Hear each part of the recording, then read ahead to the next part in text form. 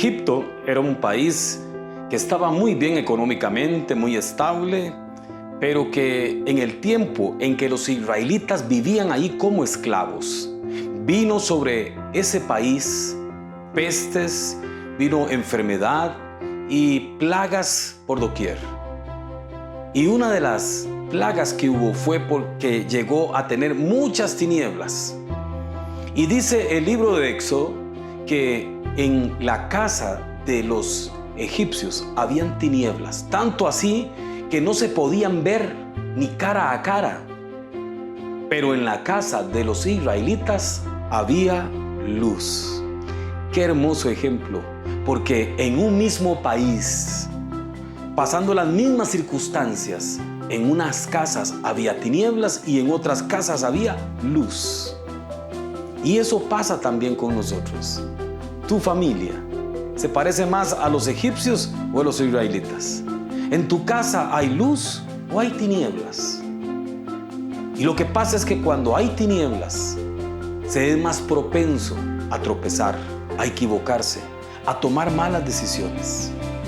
Cuando hay tinieblas, las cosas se pierden con más facilidad.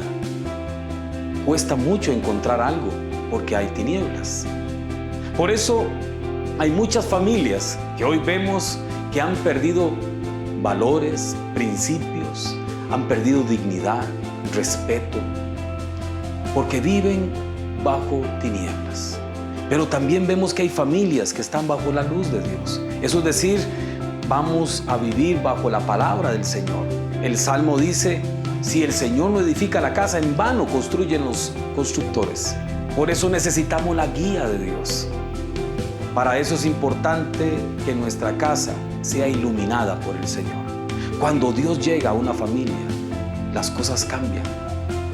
Dice el Evangelio de San Juan, en el capítulo 11, nos habla de una familia que era amiga de Jesús, pero que un día pasó algo inesperado. El capítulo 11 habla de que uno de ellos se enfermó, Lázaro, y mandaron a llamar a Jesús. Pero Jesús vino unos días después y cuando llegó se encontró que aquella familia estaba en una crisis. Había dolor, había muerte, había desesperanza, habían reclamos. Lo primero que se le dijo a Jesús fue, si hubieras estado aquí, Señor, nada de esto hubiera pasado. Eso es lo que pasaba en aquella familia, pero Jesús llegó. Eso fue lo más importante. Y Jesús dijo, yo quiero que muevan la piedra. Inmediatamente se le dijo, aquí huele mal, ¿para qué mover la piedra? O sea, ya se había perdido hasta la fe. El muerto ya huele, pero Jesús dijo, muevan la piedra, porque eso le toca a ustedes. Yo no voy a hacer lo que a ustedes les toca. Dios nunca hará por nosotros lo que nos corresponde hacer. Dios siempre va a esperar a que cumplamos con nuestra responsabilidad. Y después Él hará lo que le toca, generalmente el milagro. Y aquel día Jesús resucitó a Lázaro y volvió a la alegría a aquella familia. Y nos dio a entender que muchas veces no entendemos nosotros lo que sucede a nuestro alrededor. Pero no es momento para cuestionar a Dios, porque Dios siempre va a llegar con una respuesta, siempre nos va a sorprender. Jesús les enseñó a aquella gente que ellos esperaban que Él llegara a tiempo para sanar a un enfermo, pero Jesús dijo, yo vine en el tiempo de Dios a resucitar a un muerto, que es diferente. El Señor nos pide tener fe. Como le dijo a la hermana de Lázaro, ten fe para que veas la gloria de Dios y muchas cosas van a cambiar en nuestra familia. Un capítulo más adelante nos muestra una familia unida, una familia alegre, una familia con fe. Dice el versículo 1 del capítulo 12 que Jesús llegó 6 días antes de la Pascua y llegó a la casa de Betania, donde vivía esta familia, porque le organizaron una cena en su honor. ¡Qué lindo! ¿Sabe qué significa eso? En su honor, que reconocieron que Dios había actuado en sus vidas, en su familia. Se llama acción de gracias, aprender a dar gracias a Dios porque se reconoce el mover de Dios en nuestras vidas y en la vida de nuestra familia. Se sentaron ahí, dice que estaba Lázaro a su lado a quien él había resucitado, Marta sirviendo, María a sus pies adorando, derramando un hermoso y rico perfume a sus pies. La unidad de la familia. Y eso es lo que necesitamos nosotros, que Jesús llegue a nuestras casas para que haya unidad, para que nuestra vida cambie. En el capítulo anterior había llantos, había dolor, había desesperanza, pero un capítulo después vemos una familia unida, feliz, alegre, con fe, sentada en la mesa con Jesús. En el capítulo anterior había muerte, pero en el capítulo siguiente tenían a la vida misma, a Jesús. Estaba la luz. ¿Cómo cambió la historia de esa familia de un capítulo a otro?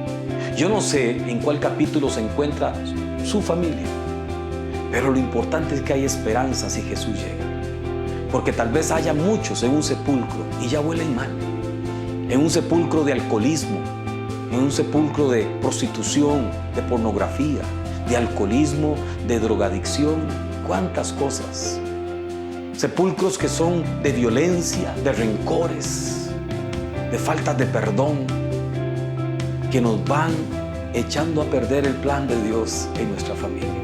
Pero Jesús llega para que podamos unirnos junto a Él. Y lo más importante, nos muestra que una familia tiene que estar con Jesús, sirviendo a Jesús y a los pies de Jesús. Cuando pase esta cuarentena, cuando pase todo este tiempo difícil que estamos viviendo, querido hermano, recuerda que tu familia se encuentre como la familia de Betania. Que puedas salir libremente cuando ya no haya restricciones de nada y puedas ir a la casa del Señor para que comas con Jesús, para que sirvas al Señor y para que le des gracias y le adores, como la familia de Betania. Jesús llega a tu casa, pero también Él te invita a la suya. Pasado todo este tiempo, que puedas volver a la iglesia con tu familia y que puedan dar gracias, servir como familia y adorar al Señor. Que la luz de Cristo llegue a sus vidas.